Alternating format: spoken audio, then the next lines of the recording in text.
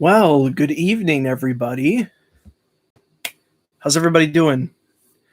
I am very excited for this because this is the first time in a while since I've uploaded the Iron Brigade video, and so basically what we'll go through tonight is basically a kind of going through session, kind of a input session, also kind of suggestions of what topics I should do next, and also I'll be talking to you guys specifically about what topics I am planning on doing next and when I'm going to release those set subjects.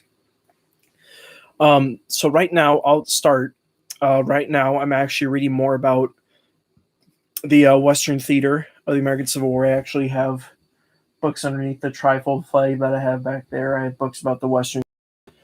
I'm thinking about finding more if I can, because that's a topic I've been trying to research lately, just basically thinking of like, how come the Western theater of the American Civil War has been so neglected through all these years?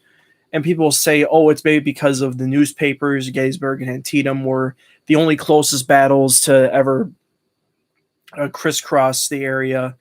But at the same time, when you look at the Western theater, is actually a lot more important because you have major rail infrastructure, you have supply routes, you have the Mississippi River. That's where Vicksburg comes into mind, and I'm excited to do a series about Vicksburg and the people who were involved in that.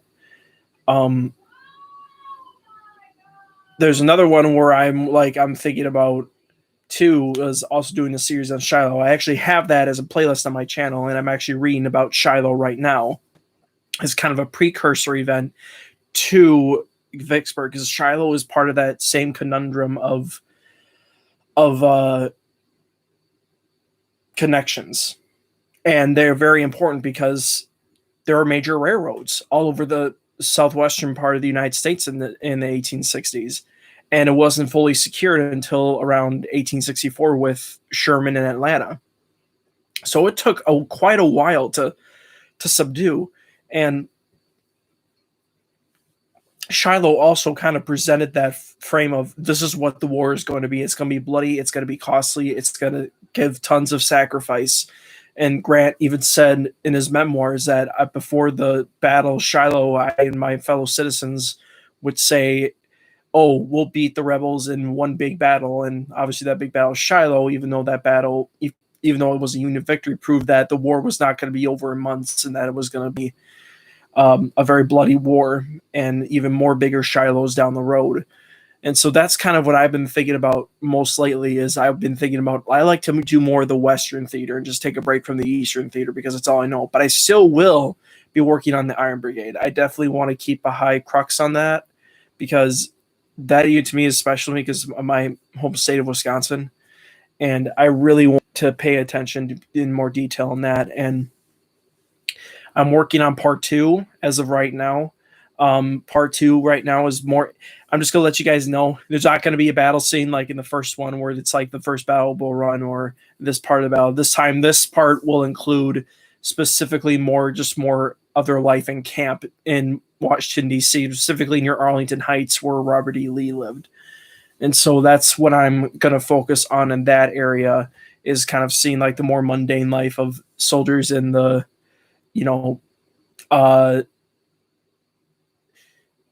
kind of what soldiers lived like in Washington, D.C., and et cetera, just basically like showing how the Union Army wasn't willing to move at said point, and, because of McClellan. And I'll be talking about that in the video where it talks about, where he says, like, where Edwin Stanton, who was Lincoln's Secretary of War, said the oysters and Tina on the Potomac must be stopped. So that's another thing. We have a question from Daniel Potter. Oh, hey, Danny, what's up, dude? So it says, hi, Mark. Why does history recall Gettysburg as a turning point in the Civil War when it might not be? Maybe I'm incorrect and Gettysburg was a turning point, but I believe there's another battle that was a turning point. I agree with you, Danny. I agree. I have come to the conclusion that I believe Antietam was the big major turning point of the Civil War because it redefined what the war was going to be fought over. And it kind of gave the sense of those of that bloody day in Antietam on September 17th of 1862, where there were 27,000 casualties in 12 hours. I really think that Antietam was the sole turning point. But now that I'm reading about Vicksburg and Shiloh, I put Vicksburg probably number two, the second greatest turning point, because it really helped secure the Mississippi River. Yes, exactly, Danny. Antietam, bloodiest day in American history. 7,000 dead. Can you imagine that? All in just one day because of the modern warfare and modern weaponry. Um, but I put Vicksburg probably at number two because that secured the Mississippi River and it solidified Grant as probably one of the great, in my opinion, one of the greatest generals. I mean, look at this. I'm wearing a T-shirt of him right now, right there, because I'm a huge fan of him.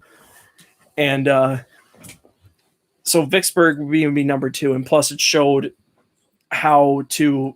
It was essentially also a modern campaign in the 19th century world, and it really showed you how fiercely the battles before Vicksburg, even during Vicksburg itself, was fiercely fought. So I put Vicksburg at number two, and I think for like third for me, I think it would probably be Shiloh. I think because it really helped solidify more of that this was going to be a bloody war, but also solidified that the Union was going to conquer the Mississippi Valley, which is where the main railroads of Corinth, Mississippi were concentrated.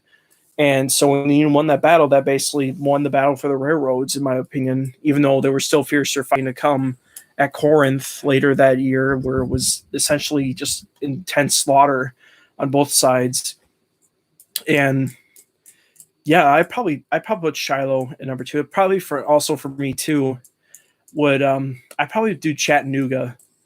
Chattanooga is interesting. Chattanooga to me is one of the most fascinating Civil War battles I've ever read, because you got three armies. A portion of it's from the Army of the Potomac, which was the Union Army in the Eastern Theater. Then you have the Army of the Cumberland, which got their butts whooped at Chickamauga by Braxton Bragg, and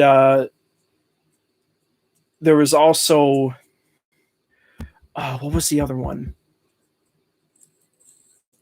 Army of the Cumberland, and then there was Grant's Army of the Tennessee, which is another fascinating army that I love studying.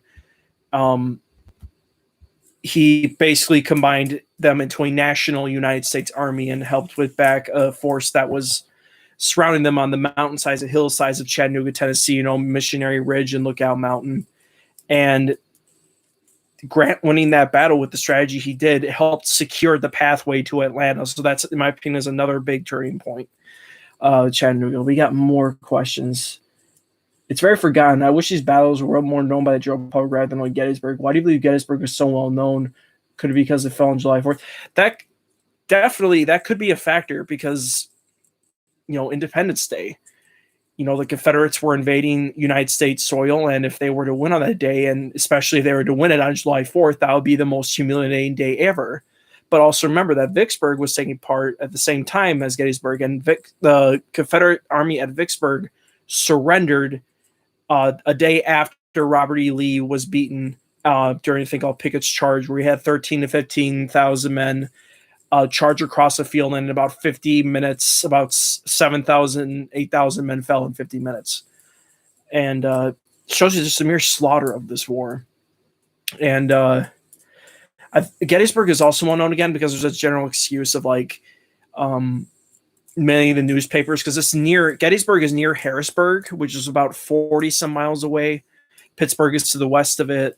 Philadelphia is to the east of it. So they're pretty near some major cities that the Confederates could have taken. Yeah, that is exactly, Danny. Yeah, Gettysburg was occurring on northern soil. Vicksburg was taking place in the south. But both of them were very major imports as to how the war played out, essentially. And also because, Gettysburg, again, it was fought on United States soil. You had soldiers from every single part of the state that were fighting on this battlefield, and it was just a horrific battle. I mean, even after the days, there were bottle flies flying everywhere, from like the northern part of town to the western part of town, all the way down to the southern part of town near the ridges and peach orchards and wheat fields. And it's just insane carnage that nobody can ever describe. Same thing with Vicksburg. Vicksburg was carnage too. Even though it was a siege, there were still lots of amounts of intense fighting in that area. And but I personally think that Gettysburg was a turning point, but I don't think it was the turning point of the Civil War. I really don't think it was. So again, my private view is Antietam, Vicksburg, Shiloh, Chattanooga, and you can see the three majority of them are from the Western Theater. So it shows you that the Western Theater was kind of more important than the Eastern Theater. Yeah, therefore it happened. Yep, patriotic feelings. Yep, that's essentially what happened. Yeah, Gettysburg is more celebrated, and also because of Lincoln's Gettysburg Address. I mean, you never hear about the Vicksburg Address because the city of Vicksburg didn't even celebrate the 4th of July like for about 80 years. And I'm not kidding. You guys should look this up. Vicksburg literally did not celebrate the 4th of July until 80 years later. And yeah, it's just insane of how that connection to it, again, because it's the Western Theater. Eastern people and Eastern Americans look down on Western Americans as like grummy and rude and raw and everything like that, even though they're the majority of them are winning the victories. I mean, the motto of the Army of the Tennessee was nothing but victory, and they won every single battle they fought. Except for the protracted campaigns, where they were held down. I mean, they still won so many battles. It's insane. They're the only army that, in my opinion, got it done. And what Lincoln was looking for was a general that can fight and an army that can fight. And that was the Army of the Tennessee. But even though the Army of the Potomac was called Lincoln's Army, I have no idea why, because, that was the army he was the most concerned about, I guess. And again, it was all in the Eastern Theater because even Jefferson Davis, and I've been reading about this about Shiloh, Jefferson Davis even thought that, hey, the majority of the war is going to be fought here in Virginia. And he was right about that. I mean, the majority of the Civil War battles were fought in Virginia, which is just insane if you think about it. But there's also a lot of Civil War battles in Tennessee too, like Shiloh and Chattanooga, and then also Mississippi, Corinth, Vicksburg. Part of the battles of the Vicksburg campaign were Port Gibson, Raymond, Jackson, and Champions Hill. Champions Hill being the bloodiest and most intense of the battles, and also the assaults on Vicksburg, etc. There were tons, and then plus Atlanta. Atlanta was a big campaign. Nobody talks about that. But it really comes to that where it's obvious that, it's because of Abraham Lincoln's Gettysburg Address that makes it so famous and making the horrific deaths there of Union soldiers more defining and more purposeful, because he literally what he's saying is that the old Union is being buried with those soldiers in those graves. And Lincoln does mention slavery, that there will be a new birth of freedom, but he's also talking about them preserving democracy, because when you look at the majority of Union soldiers, majority of them did not fight to end slavery until they started going down south and started seeing the horrors of slavery themselves. Then all of a sudden they became full abolitionists and championing equality, but majority of them still were fighting for the Union. They were not fighting for slaves. But they did have this kind of like Saving Private Ryan attitude. Like if finding him at Ramel means going home to my wife, then I'm going to do it. Same thing here with the Union soldiers. If ending slavery and ending the South, the Confederacy, if that's a way to get home to my family, then let it be it. And that shows you too that Union soldiers not also fighting for ideological grounds. They were fighting for their families. They wanted to get back home, and that's the same with every soldier in every generation. And that's just another thing to think about. Yeah, exactly, Danny. Not going to Vicksburg. He's going to a place in the North where he can go, obviously. He was so well liked by every American, like he made it famous. Well, at the same time, yeah, Lincoln did make it famous. But at the same time, if you were to look at it in a context, Lincoln was really not that popular of a president back then in the 1860s. If you were to put presidential rankings at that time, that people would probably say Andrew Jackson. But for Lincoln, he would be at the bottom because there was so much war weariness in the North, especially after Gettysburg and Vicksburg, when the casualty numbers started coming in, that they were just like, how long are we going to fight this war? I don't want to fight this war. It's not worth it anymore. I'm sick and tired of seeing all the deaths. And that's why there were so many riots going on in northern cities, against the draft that Lincoln called. Well, not Lincoln, something fell. Like that Lincoln called up. And it just really comes to show, also the immigrant population in New York with the draft riots where they lynched free African Americans in the streets and said hurrah for Jeff Davis. So there was also that weirdness part, but also a racial component because Irish immigrants didn't want African Americans competing with them for jobs. So it's a really complex situation when you think about it. The spread of early photography of dead soldiers newspaper in North Carolina. Yep, just say there caused so much recognition. Yeah. When you look at photos of Gettysburg, you never be the same. It's insanity. I mean, even the photographs at Antietam, people were shocked. Like, after Antietam, one editor said that it felt like they were dropping dead bodies on our front porches. And I remember being at Antietam, being on the exact spots where that photo was taken. And Antietam was something else. I mean, I like Shiloh. I mean, Gettysburg is too much touristy, but when it comes to Antietam and Shiloh, I feel like I'm back in the time that the battle was fought, and I actually can see what it looked like and what it may have felt like. And Antietam and Shiloh are the two top ones for me. And I'm going to be going to Vicksburg in the week before Memorial Day this year, so hopefully I get to see much as Vicksburg as I can, see what it looked like, and go to the areas where those guys fought.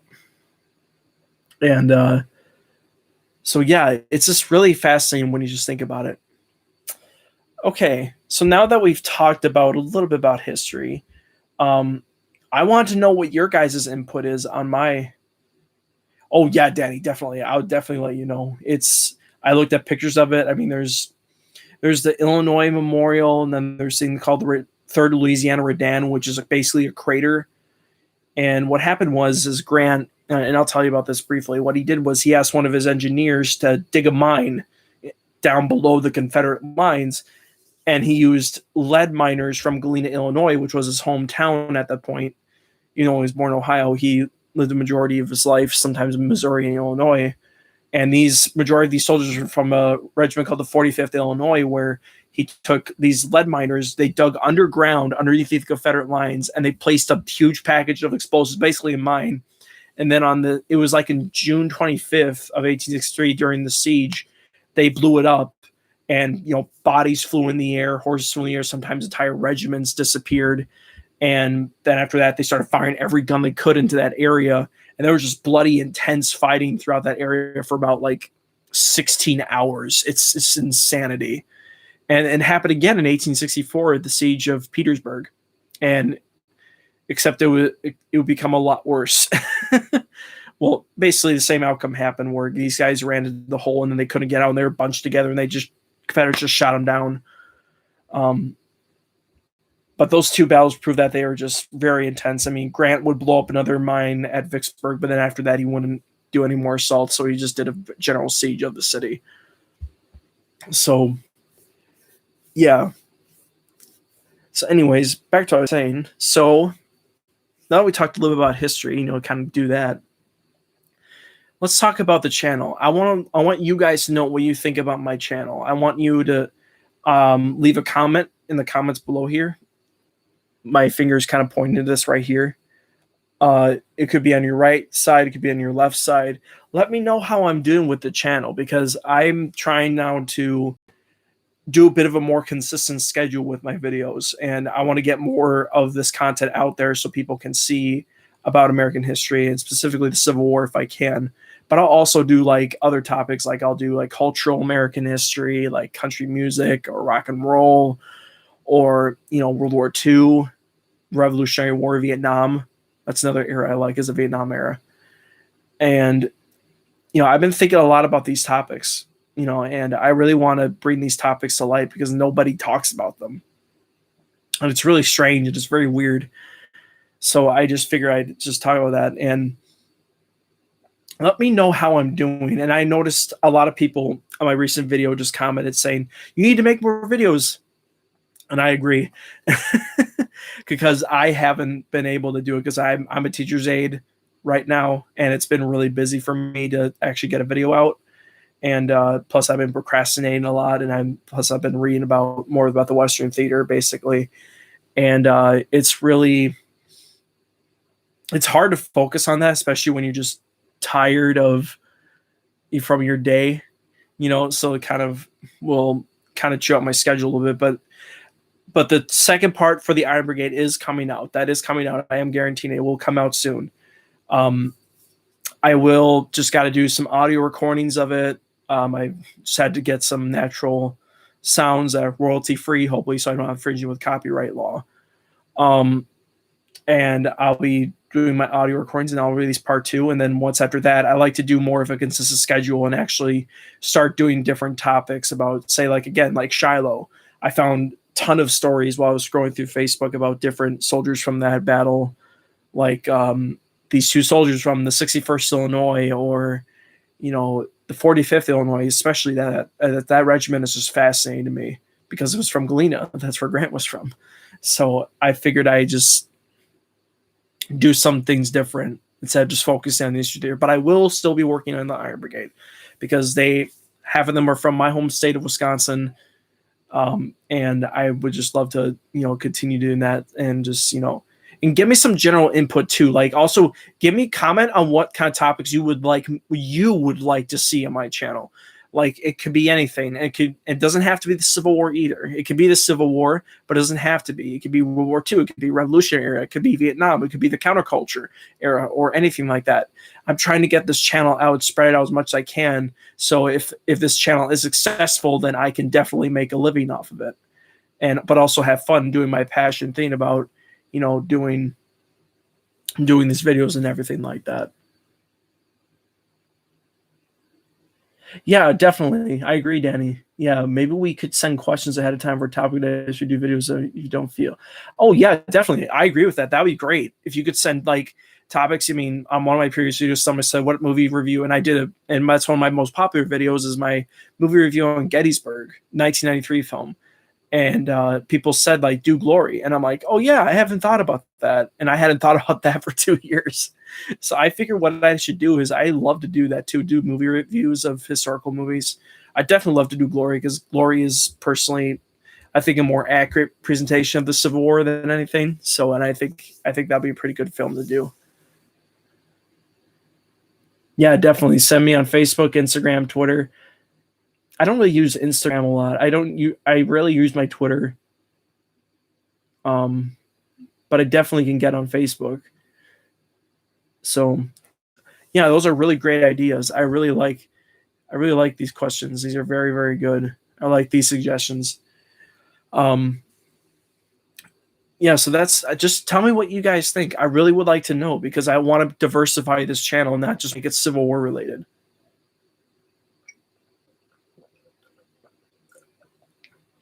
Maybe compare historical thought accuracy to what Hollywood is able to illustrate. Yeah, definitely.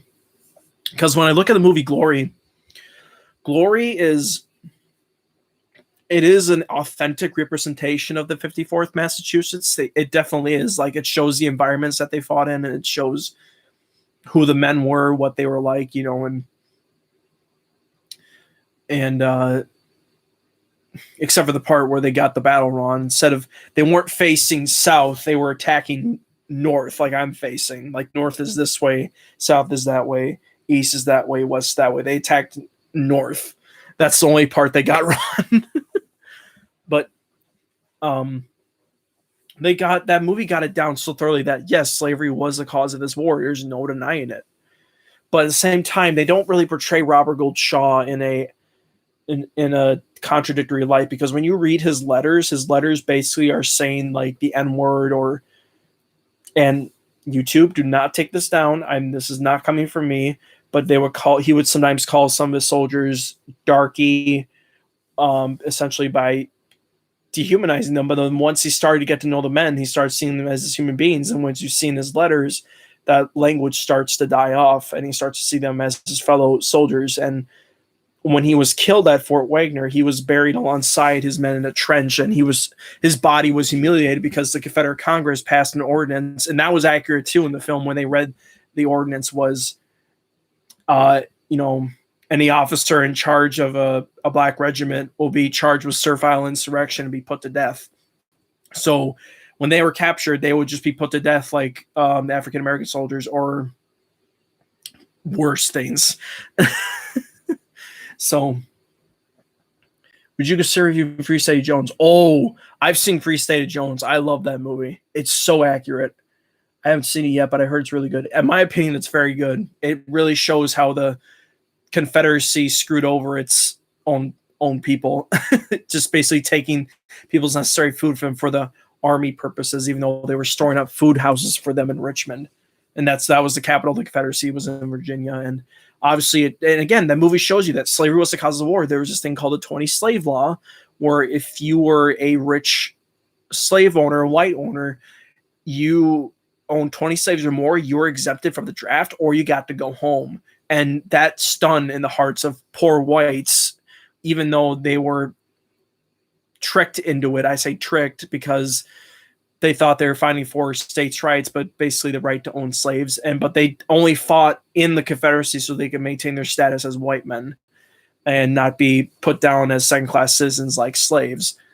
And the movie portrays that very accurately when they first come into contact with everybody. And one of the things in the movie says, like, I'm just fine so they can pick their cotton. And that's a very accurate statement. Soldiers did say that, especially after Shiloh. If you see my video on Sam Watkins, he fought at Shiloh, and the Confederate Congress passed this, and they said in his regiment throughout the army that, oh, everybody got sick of war and cursed the Southern Confederacy.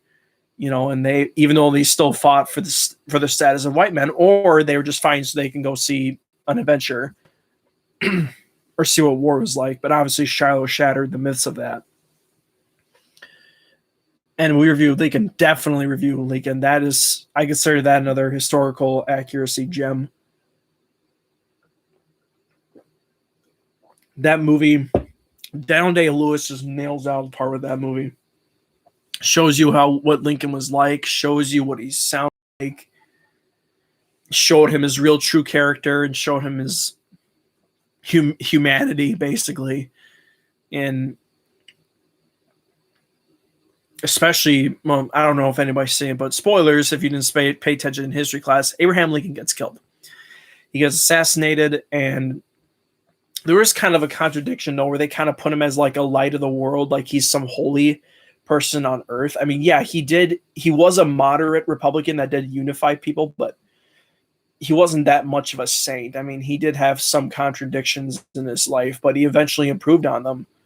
Same thing with Grant. Grant had a little bit of anti-Semitism in him. He didn't like Jews at first because they were haggling down the army. So he wrote down an order where Grant said, you can't be in the back of the army. And he excluded Jewish people from, he basically excluded them, and that offended some Jewish officers in his army. And he later regretted it, and he knew it was a stupid thing to do, and he later regretted it. And then he became a staunch supporter of the Jewish American community. And then even when he was president during Reconstruction era, he went to a synagogue and sat on a synagogue service and did support it. And that place is preserved. It's in Washington, D.C. And I would love to see that synagogue. That'd be really cool to see. Yeah, man. Thanks you guys for coming to Launch Street. Thanks, Danny, for commenting a lot. That was really good. Whoa, hold on a second. Yeah, but it was really, really good. Anyway, guys, I think that will be it for now. Even though this has been a really short one, like 28 minutes. I mean, that's fine too. I mean, we can do it anytime. So I really thank you guys for joining me. I hope you leave some comments after this on this video to leave me any suggestions or topics, what I should do next, or, what other topics. Just comment down below. And then tell me what I need to improve on. Tell me what I need to do so I can further this channel, give it more growth. And then hopefully it'll be a really nice YouTube channel. So anyway, guys, you have an awesome weekend. You have an awesome night. Sleep well. And as Ted and Bill said, be excellent to each other. Have a great night, guys.